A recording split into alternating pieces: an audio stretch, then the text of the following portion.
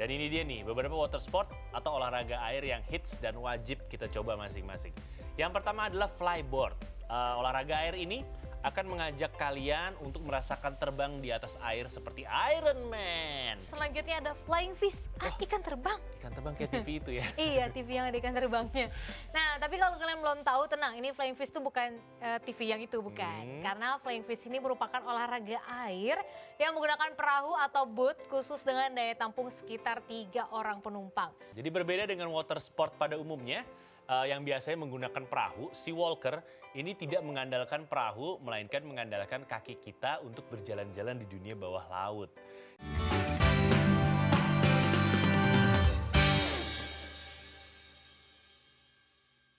Hai, welcome back to the show. Kita balik lagi di Hai Indonesia, berbagi cerita dan berita untuk Indonesia lebih baik. Masih barengan sama Ditan dan Nuka yang ngebahas mengenai lautan Indonesia, water sport tepatnya ya. Dan sesuai dengan janji kita bakal ngebahas mengenai water sport atau olahraga air. Dan ini dia nih, beberapa water sport atau olahraga air yang hits dan wajib kita coba masing-masing. Yang pertama adalah flyboard. Olahraga air ini akan mengajak kalian untuk merasakan terbang di atas air seperti Iron Man. Dan buat yang belum tahu, ini kabarnya ya, flyboard ini diciptakan oleh seseorang bernama Frankie Zapata dan pertama kali diperkenalkan pada tahun 2012 lalu. Beliau juga mengatakan bahwa flyboard ini menggabungkan 4 elemen olahraga yang dia suka.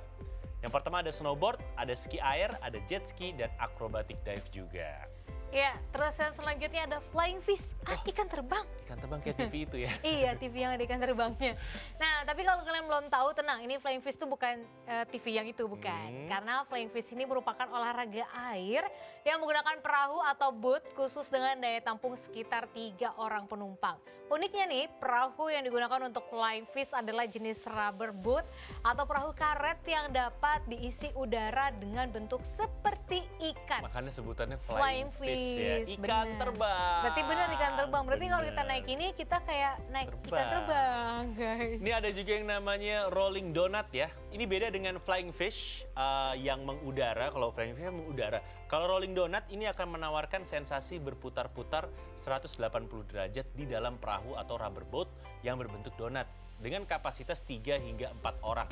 Ini kayak di Dufan. Iya. Tapi kalau di Dufan kan arung jeram tuh nggak muter-muter kan. Kalau ini muter ya? Muter. Wah, puyang-puyang deh tuh ya. Nah, selanjutnya ini yang bikin aku trauma. Tadi udah di spill di awal. Yep. Banana boat, kalau kata orang seru, bagi aku enggak, makasih banyak gitu kan. Siapa yang udah pernah nyoba, dan kalau kalian belum tahu ya, ini olahraga yang satu ini kita tuh harus menaiki perahu karet ya, berbentuk pisang. Nah, nantinya ini perahu karet nggak langsung kita dijatuhin gitu, enggak. Jadi ditarik dulu pakai speedboat. Dalam kapasitas yang bisa dibilang kecepatannya lumayan lah gitu ya. Nah, ini bisa kalian nikmati bersama keluarga hingga teman karena bisa mencakup lebih dari 3 orang. Ya. Kalau banana boat. Berlima, berenam. Ya, ini main basah-basahan lah ya di tengah laut, bisa banget karena nanti tiba-tiba ini kalian akan dijatuhkan. Jadi banana yang kita naikin itu Belok ditarik tiba-tiba. pada speedboatnya itu kencang banget, tiba-tiba dibelokin yang patah gitu, boom, dan kalian akan jatuh meminum air laut yang asin, guys. Oke, dan selanjutnya ada yang namanya Sea Walker. Gue udah lihat nih, penasaran juga sih. Yang jalan gitu. Iya, tapi kita pakai helm udara ya. Jadi berbeda dengan water sport pada umumnya, yang biasanya menggunakan perahu, Sea Walker ini tidak mengandalkan perahu, melainkan mengandalkan kaki kita untuk berjalan-jalan di dunia bawah laut. Jadi nantinya kita akan menggunakan helm kedap air untuk Sea Walker yang dirancang sedemikian rupa karena helm tersebut dilengkapi dengan kaca bening dan udah dialirin dengan oksigen murni. Jadi kita tetap bisa bernapas kayak biasa gitu kan. Kita tetap bisa bernapas, kita tetap bisa bernapas seperti layaknya kita lagi ada di darat maksudnya. Jadi merasakan tetap masih bisa napas gitu tapi ya. kita jalan-jalan di bawah laut. Iya, betul. Selanjutnya snorkeling. Nah, ini aku juga suka nih. Jadi bagi kalian yang ingin berenang-renang bebas di permukaan laut aja sambil melihat indahnya dunia bawah laut gitu, jangan ragu untuk memilih snorkeling. Tapi kalian jangan sampai tertukar ya antara snorkeling dan diving. Tadi kan kita udah spill sedikit. Karena emang mirip kalau dilihat dari luar tuh mirip. Kalau diving kan kita pasti nggak Enggak kelihatan. kan kita ngeliatnya sama pakai alat pakai itu, Google gitu ya. kan. Tuh Google-nya itu gitu. Kalau nggak lihat punggungnya ya. Ya, karena memang ini semua hampir mirip tapi ternyata berbeda gitu. Nggak seperti snorkeling yang hanya dilakukan di permukaan laut aja. Sedangkan kalau untuk diving akan menyelam ke bagian laut yang lebih dalam lagi dan lebih banyak membutuhkan beberapa alat seperti masker dan kaki katak, juga kita punya tabung oksigen Iya. juga. Dan biasanya di baju kita itu ada pemberat Ya, gitu. benar. Dan selanjutnya ini ada yang namanya wakeboarding. Ini untuk kalian yang menyukai olahraga air dengan tantangan tingkat tinggi, ini patut banget mencoba yang namanya wakeboarding ya. Karena wakeboarding ini merupakan olahraga air yang berasal dari gabungan aktivitas berselancar atau ya berselancar. Apa sih namanya bahasa lainnya? Water Itu berselancar. Ah. Naik itu. Surfing. Dari tadi padahal kita udah sebut ya surfing Gue mau ngomong gitu. surfing. Oke, itu gabungan dari olahraga berselancar lah ini, surfing itu. Iya betul. Selanjutnya jet ski. Nah kalau jet ski ini kan kita pakai kayak motor gitu ya. Salah satu olahraga air lain yang cukup ekstrim adalah jet ski. Karena seseorang harus mengandalkan kecepatan dan keseimbangan sekaligus menguji adrenalin nih. Nantinya kalian akan menaiki sebuah boot bertenaga motor yang akan membawa kalian berkendara dengan kecepatan tinggi mengitari laut. Gitu. Iya, ini deh. seru sih sebenarnya. Tapi kalau mau lebih seru lagi, kalau menurut gue itu lu coba yang namanya jet ski. Tapi kan kalau jet ski kalau kita lepas ya, kuncinya ke bawah kita tuh. Jadi kuncinya lepas sehingga dia mati. Nah, lu coba deh. Jet ski lo jatuh tapi kuncinya nggak diikat di tangan, jadi jet ski tetap jalan. Oh my godness sih. Tapi berbahaya nggak sih kalau kayak gitu? Bahaya. Gue pernah Iya nyoba kan? waktu itu di Bali, tapi tempatnya danau bikinan. Oh, oke. Kalau lu boleh milih yang mana yang lu pengen banget coba kalau dikasih kesempatan sekarang? Belum dibahas parasailing gue pengen nyoba. Jadi kalau parasailing tuh, lo udah pernah belum sih? Belum. Jadi kalau parasailing itu lo dipakein parasut, Iya tahu. terus ditarik pakai motor boot. Iya. Wah, itu seru banget Iya, ngelihat iya. dunia dari tinggi. Terus Tapi karena lo gua- ditarik, lo tuh seolah-olah lo jago banget, padahal Tapi gue takut deg-degan. gue juga takut tinggi sih, tapi Deg-degan gitu. Tapi kadang-kadang juga kepo ya. seru kok. Kayak penasaran Karena gitu. tingginya ternyata nggak, ya pemandangannya laut gitu. Kalau pemandangannya gedung baru gue takut. Ya menurut gue laut juga takut sih Tan. Kalau tiba-tiba gubrak gitu jatuh. Ya Secara pokoknya pas di ujung diteriakin kita yang pakai- tidak ahli berenang itu. di ujung diteriakin pakai toa, tarik yang kanan, lu muter balik. Muter Oh, balik. iya. Set. Aduh deg-degan sih Itu waktu gua nyoba ya, waktu itu harganya 40.000. Tanya tahun Murah berapa lah. dong? Tahun berapa? 2001.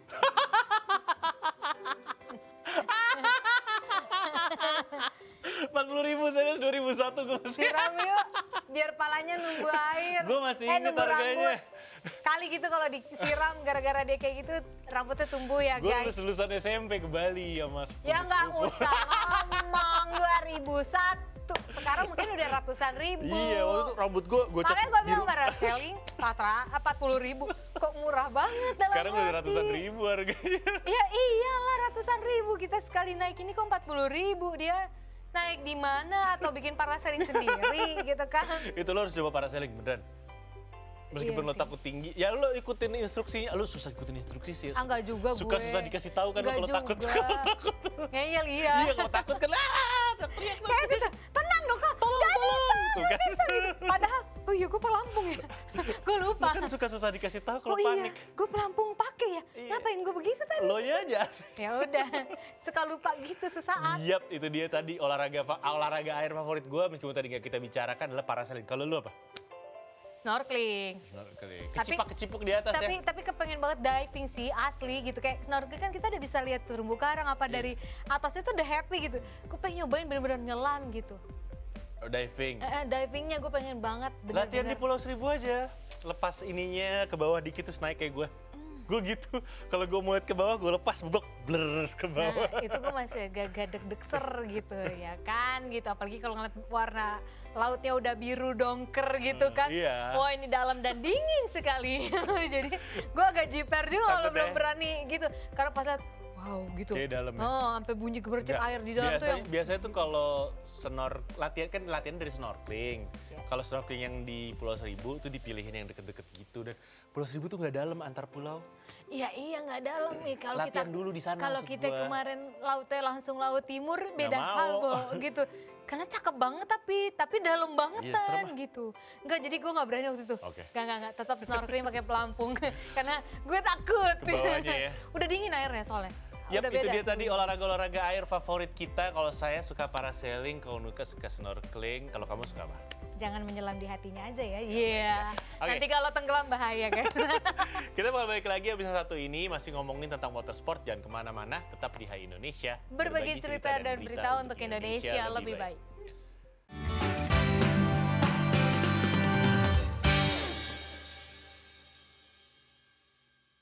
Hai Indonesia, welcome back. Kita balik lagi. Saking serunya ngomongin water sport. Kesukaan kita dari tadi Nuko sama Ditan di belakang pun ngobrol. Tantan gue belum pernah deh ya ke Pulau Seribu. Iya. Yang deket gue belum pernah gitu. Oke, Bali dulu nanti kita Pulau Seribu. Tadi dulu, Bali ya, tiket berapa ya? Kok nggak ada promo Itu ini? dulu ya. Oke, kita balik lagi ngomongin water sport masih di Hai Indonesia. Dan kalau tadi gue udah ngebahas water sport favorit gue adalah parasailing, kalau Nuka adalah snorkeling. Ya. Sekarang kita bakal ngebahas mengenai pantai dengan ombak terbesar di Indonesia.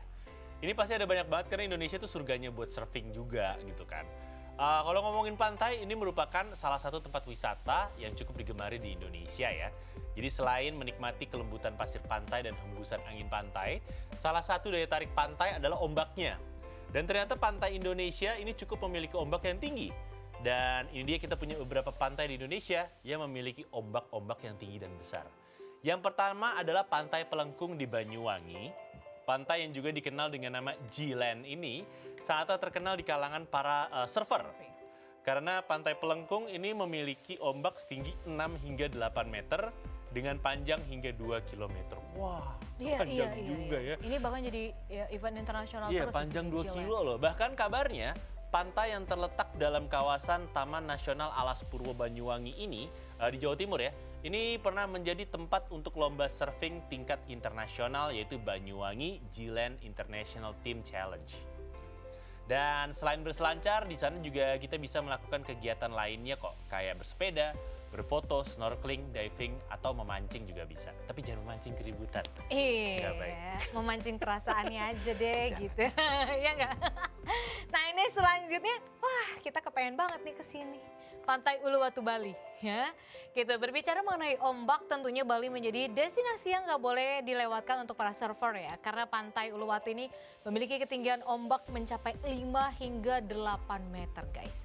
Gak hanya itu aja, ombak di Pantai Uluwatu juga dikenal dengan gelombang pendek dan kuat yang saling bersusulan. Karena hal inilah yang membuat Pantai Uluwatu sering dikunjungi oleh para selancar gitu. Yap, dan selanjutnya adalah Pantai Kuta di Bali. Ini masih Bali, Pantai Kuta ini menjadi pantai yang sangat populer karena sering dikunjungi oleh banyak wisatawan. Bukan hanya keindahan alam dan suasana masyarakatnya yang menjadi daya tarik Pantai Kuta, akan tetapi ombaknya yang dikenal memiliki banyak variasi ini juga menjadi daya tarik tersendiri.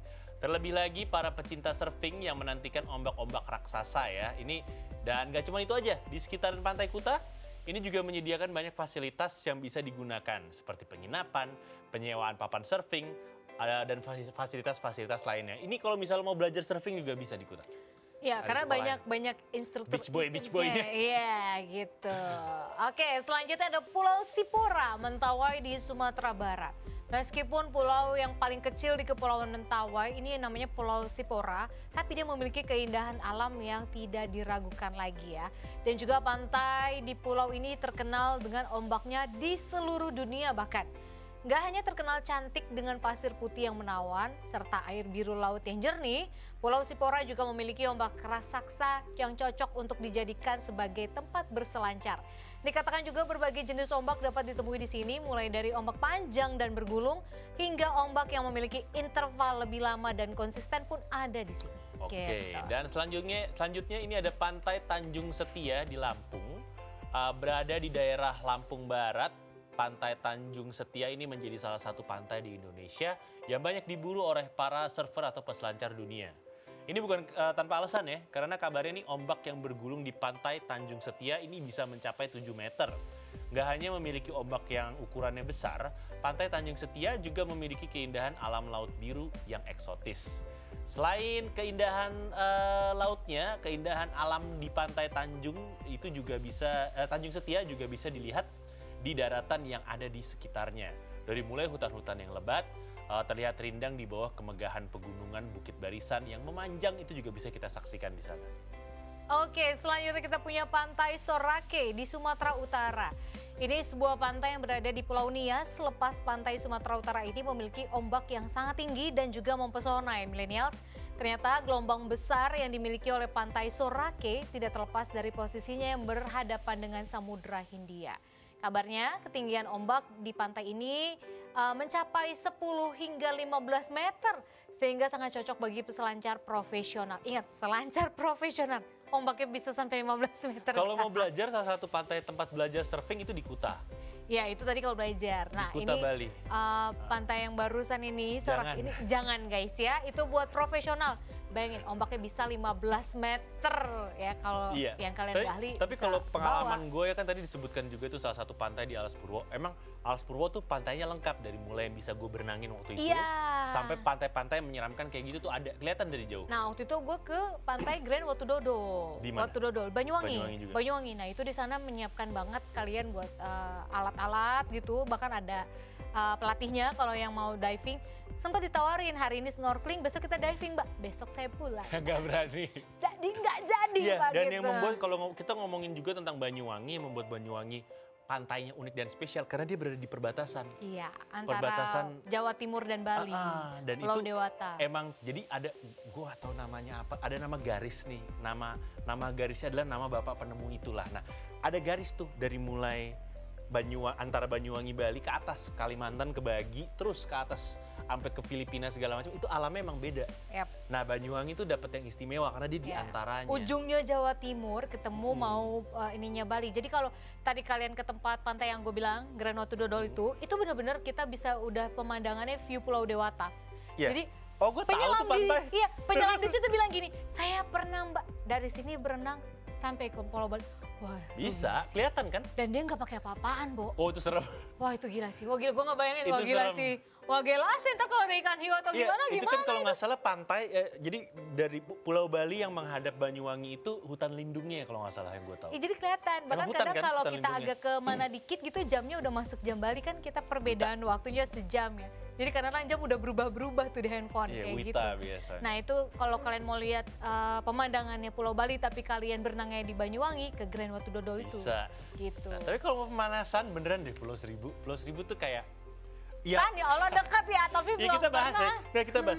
Kalau untuk lo yang berpengalaman muterin laut Indonesia, Pulau Seribu tuh kayak miniatur laut ya. Jadi Semua ada. mini. Iya, iya, iya. Jadi keren tapi kecil gitu. Ya oke lah untuk deket dari rumah tuh bener-bener wah. Iya, kan Gila. kan kadang-kadang kok ngadi-ngadi saya Iya, ya deket gitu. gitu. Yang nggak perlu import jauh-jauh gitu, ya kan nggak perlu pakai Hmm. tiket pesawat kok gue belum pernah. Ya cuman ya gitu saran gue tuh kalau mau ke Pulau Seribu yang agak jauh karena yang deket tuh agak kotor. Apa? Misalkan ke pulau Ke mana? bawah agak kotor lah. Ada pulau-pulau yang depan lah pokoknya. Oh gitu ya. Ya, Jadi ya, yang ya. agak jauh, yang agak sejaman, capek sih jalannya. Harus minum obat dulu biar nggak mabuk laut. Nah itu dia. Gue agak-agak mabuk laut soalnya gitu. Jadi Nah. agak-agak PR kalau menyeberangi laut pakai speedboat atau apa tuh pasti gue Sebenarnya tuh harus. ada kalau di Pulau Seribu tuh bisa yang berangkat pagi pulang sore tuh ada. Gue pernah juga. Tapi capek nggak sih? Sebenarnya nggak capek juga sih, cuman tanggung. Kentang Cobain gitu ya. deh nginep naik sepeda keliling pulau. Gue kepengen nikmatin sunset dan Iya, sunrise-nya pulangnya besok gitu. sore. Iya. Itu bisa. Kapan-kapan deh ya. Yuk. Menyiapkan itu bisa. dulu Gua janji, persiapan. Gue nemenin. Ayo, karena gue Ayo. belum pernah ke Pulau Seribu. Nanti kita ke Pulau Seribu bareng-bareng, Oke. mungkin dari sana kita bisa bikin vlog dikit ya. Nah, jangan kemana-mana, tetap di Hai Indonesia. Berbagi cerita dan berita Untuk Indonesia lebih baik.